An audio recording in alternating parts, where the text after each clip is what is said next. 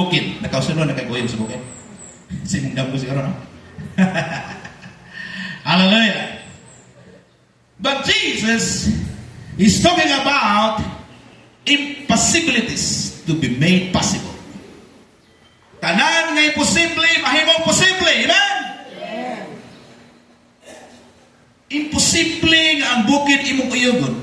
Imposible nga ang bukid imong ibalhin. Imposible nga ang bukid imong patagon. Imposible isa. Labi na ang Mount Everest. Hallelujah. Lisod kayo na siya. Buhaton sa tao isa. That is very, very impossible. Muna ngayon ni Jesus, have faith in God. Have faith in God. Amen.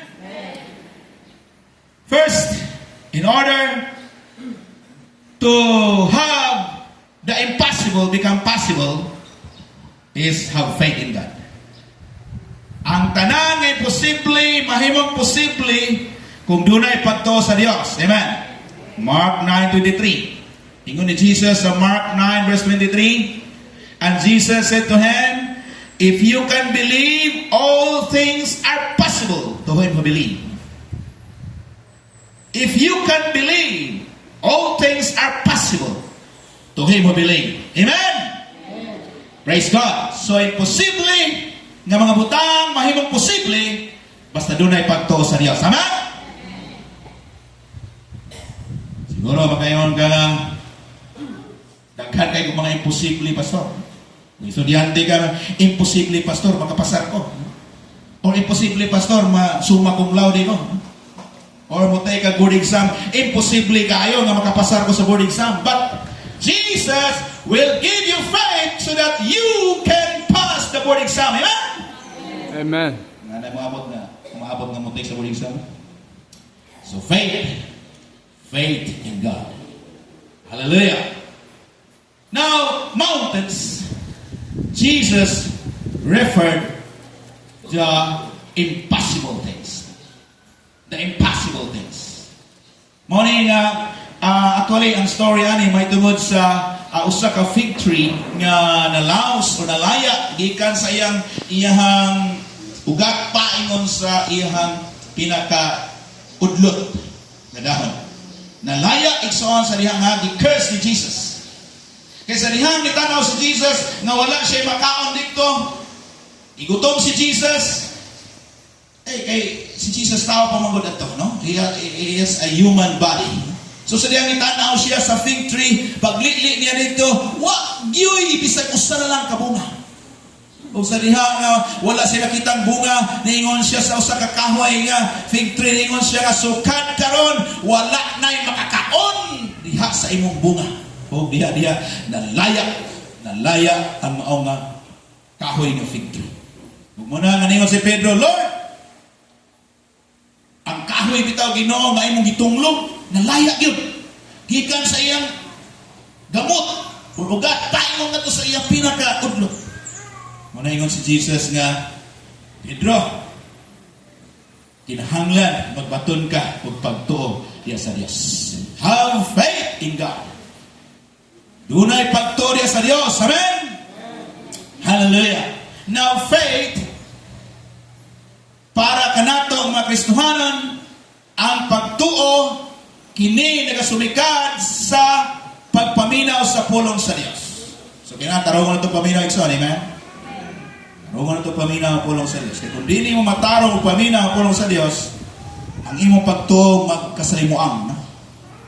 Kung di mo matarong pagpaminaw ang pulong sa Dios, ang imong pagtuo magsalimuang. Muna kinahanglan magbaton ta o pagtuo pinaagi sa pagpaminaw sa pulong sa Dios. Praise God. Ingon ni sa Romans chapter 10. In Romans chapter 10, faith, verse 17. So then faith comes by hearing, and hearing by the word of God. So then faith comes by hearing, and hearing by the word of God. Ang pagtuo kinahanglan nga magsimikad gikan sa pulong sa Dios. Amen. Hallelujah. So faith that removes your doubt. Napa kay pagduha-duha ikso? Sometimes, dunay pagduwa-duwa, labi na dunay balatian. In Jesus name, wala balatian. Ina pa magyapon. Jesus name, ina pa magyapon. In Jesus name, ina pa magyapon. In Jesus name, wala balatian. Wala, Jesus. Ina pa magyapon. Lord, wala man ayo. Musugod na dahil og pagduwa-duwa. Musugod na dahil duwa-duwa. Agay, wala yun ay. Igsoon, kinahanglan, hingusgan nimo ang pagsalig diha sa Dios. Amen? Wala ang pagduwa-duwa.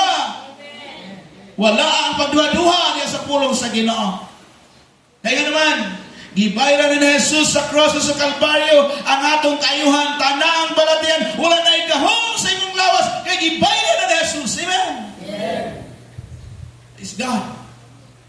Una igsoon, pag mang-rebuke ka, siguro ang imong pagtuo na sentro diha sa Dios. Amen? Kinahanglan yung pagtuo na sentro diha sa Dios. Na sentro diha kang Jesus. Kaya kung napingis-pingis na, magsalimuang na igsoon. Hallelujah! Have faith in God. So hearing and hearing. Kung basahon mo na igsoon, hearing and hearing. Meaning, paminaw o paminaw. Amen! Tarungan paminaw. Wala nga, pangitag pamaagi nga maimog yung masagap, imog yung masalod ang pulong sa Diyos. Hearing and hearing by the Word of God. Removing your doubt. Next. Ang pagtuo, whatever you declare, it will happen if you are in the center of the will of God. Kung naap ka sa sentro sa kabuton sa Dios, kung ang imong kinabuhi na sentro, ang imong hunahuna na sentro, ang imong pagbatig na sentro diha sa Dios, igsoon, ang imong i-declare, mahitabo kayo. Amen. Ano yung si Jesus kang Pedro? Have faith in God.